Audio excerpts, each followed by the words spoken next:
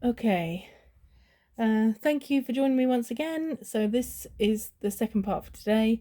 We're continuing on page 99, dream of moving toward a phantasmal object. Very often the dream body will rise out of the physical and move along in the air for some distance, then lower itself until it is on the same level as the physical body, but some distance from it. Say 10 feet, the astral body may lie in this position for some time, then for some reason, usually because of some incited emotional state, the cable will begin to draw the double toward the physical, which is on the same level as itself. The subject, of course, is dreaming and sees a phantasmal object instead of his physical body.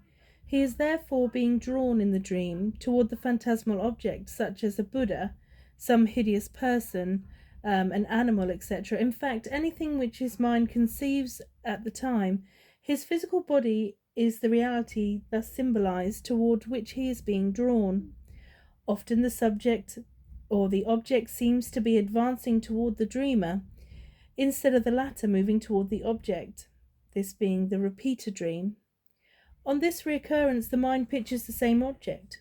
The dreamer is drawn closer and closer until eventually he is swallowed up in the object, and usually awakens with a repercussion, as he coincides with his physical body, at the spot where the phantasmal form was in the dream. The drawing forward may be very gradual or very rapid.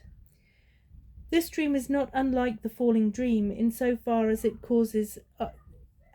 causes are concerned, the difference being that in the falling dream the dream body moves downward, while in this dream the body comes in from the side.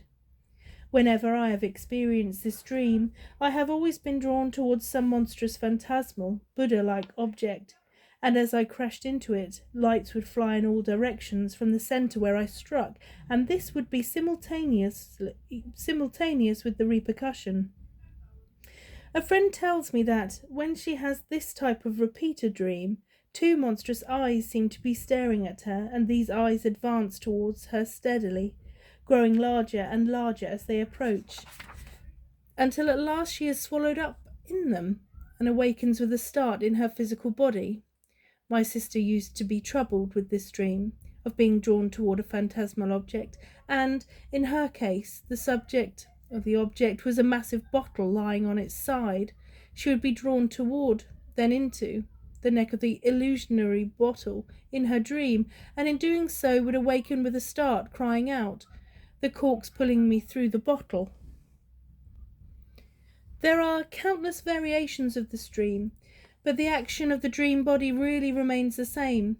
It is the cable, of course, which draws the astral body into the physical in the dream. I have inquired extensively concerning this dream and find that most of the experienced and most that have experienced it have done so about the age of puberty. Whether there be any significance in this, I do not know. Dream delusions. In many dreams, persons and objects appear as they usually are, while in many they appear to be very different. One may see something or someone in his dream, and immediately associated ideas or relative impressions are called up, just as one idea brings forth another while we are awake. The mind then sees something or someone which is only relative to or associated with the real spectacle. While dreaming, you see anything you think about, so when a relative thought is brought into the mind, you see it as substance through it, though it is a delusion.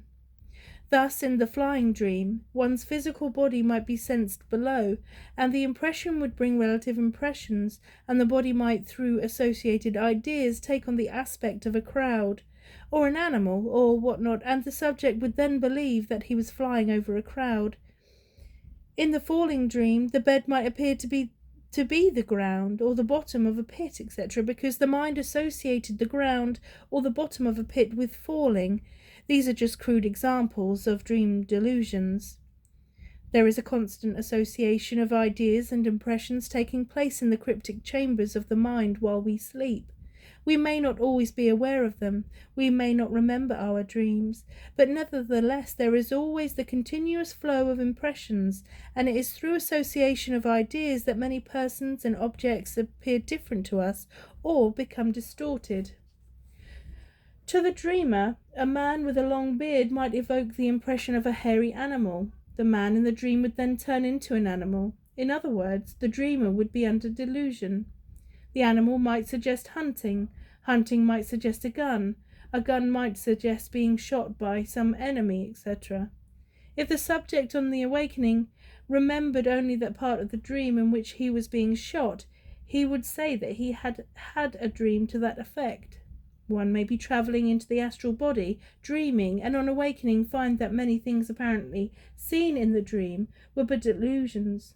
Also, in our dreams, we have exaggerations as to the time and distance. For example, in the flapping dream, it sometimes seems ages between one flap and the next, while in reality it is but a very short time, and in the falling dream, we often seem to fall a very great distance, while the actual drop of the astral body is not to be compared with this distance. And we're on chapter 5, page 102, the effect of instability.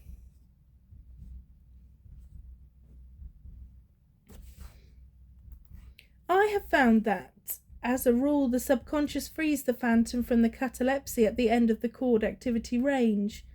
When motivity is restored to the projected body within this range, it is almost certain that the interiorization will come instantly, for one who is conscious and amateur. I will detail what takes place when the phantom is freed from catalepsy within chord activity range. Suppose the astral body is projected and upright at a distance of about 8 feet from the physical. It is within chord activity range, and there are a pull and push in the astral cable.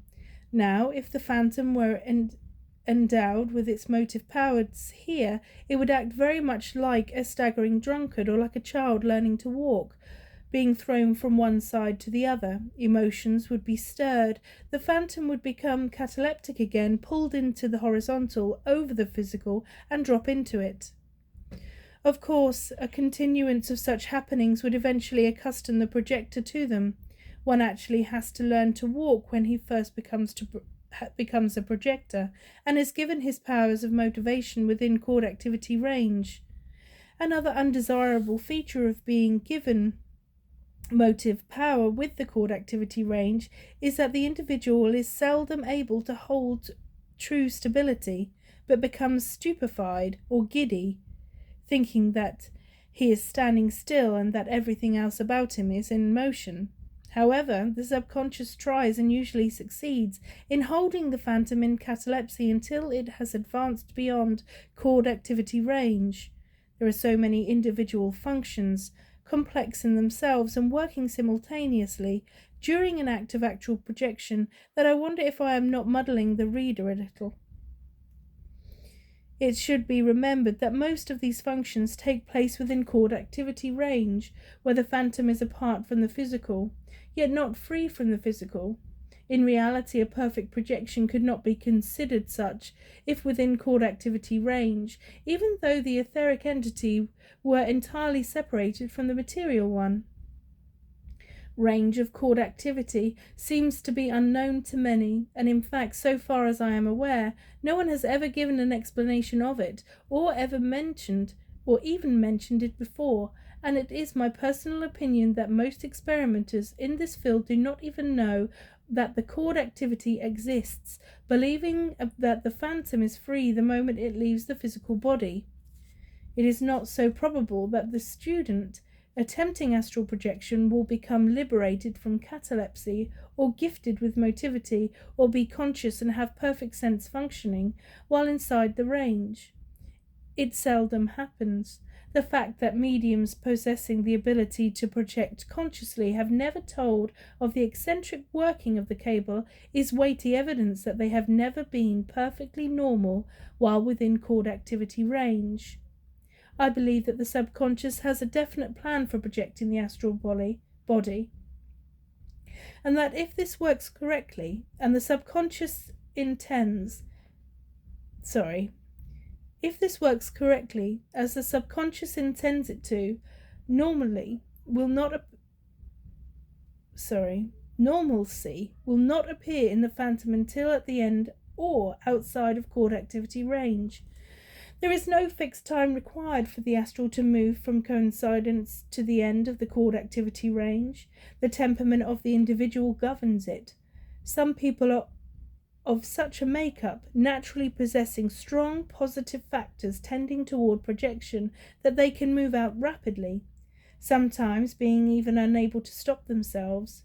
Such individuals experience unintentional projections very often, when asleep at night being the usual time. Others can move out, but more slowly, through a chance intervention of positive factors, or by intentionally inducing these factors. There are still others who, while appearing perfectly conscious, healthy, and even when walking, will have factors set in which are positively favourable to projection. The etheric will begin to shake, reel and unbind itself from its physical counterpart. The physical will begin to move, twist and tremble. Next, the etheric will become cataleptic, ready to move out. The physical will become so also. Then the etheric separates and the physical falls in a relaxed heap. This is commonly called epilepsy. For the past 8 years I have been in close contact with this disease, which has baffled medical science. I would just like to say, because this is old text written from the perspective of others, if anybody listens to this and sees epilepsy other than a disease, or I don't want to offend anybody, so I'm just going to put that there. I'm fully aware that it is a terrible illness to be afflicted with, and in regards to it being referred to as a disease, I'm not quite sure whether that fits in modern day reading. Contact with this disease, which has baffled medical science, and I have finally made up my mind that what I have described is precisely what occurs at the time of an attack. Usually there is a physical derangement somewhere in the victim, which is the basic cause of the unbinding of the etheric body. Brain lesions and abnormalities of the sexual anatomy are common causes. I know of one case where pressure of gas against the solar plexus throws the patient into the spell.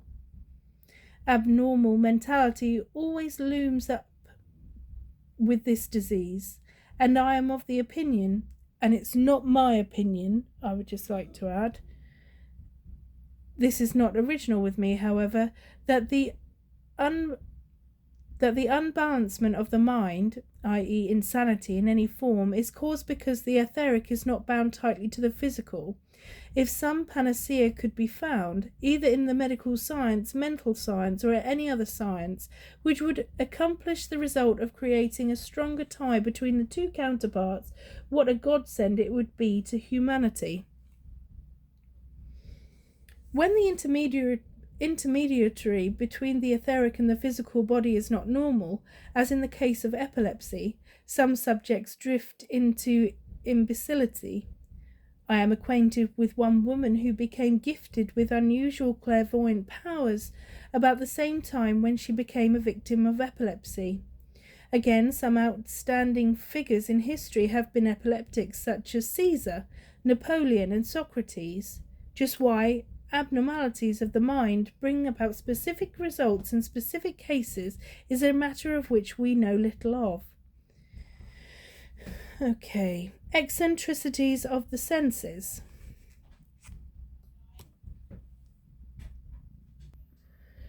Eccentricities of the senses. Page 104. The senses within coord activity range function so capriciously that it would be difficult, if not impossible, to give an entirely satisfactory account of what might and might not happen in the sense field. Now, just at the bottom here, there is some recommendations, so I'm just going to read these. Number 1, regarding this question of insanity, the anonymous author of The Maniac, that most valuable psychological document, says in a footnote, the ego can safely withdraw from the physical body, and the etherical body, which is the link between the physical body and the ego, must be shuffled off as one sheath and left together united. Then the physical suffers no harm. The trouble in madness is that a separation has taken place between the two in the lifetime of the physical body, and which cannot be separated, partially without causing serious physical injury, or completely without causing the death of the physical body. Doctors have already discovered in anesthetics somebody that acts directly upon the etheric link and drives it out of the physical body, should now turn their attention to discovering some means of acting upon the etheric link in the reverse way, to drive it back, or to draw it back, or to attract it back into the physical body from which it has become dislocated. When they have discovered a means to accomplish that, they will have discovered the means to cure all cases of madness caused by and due to such dislocations.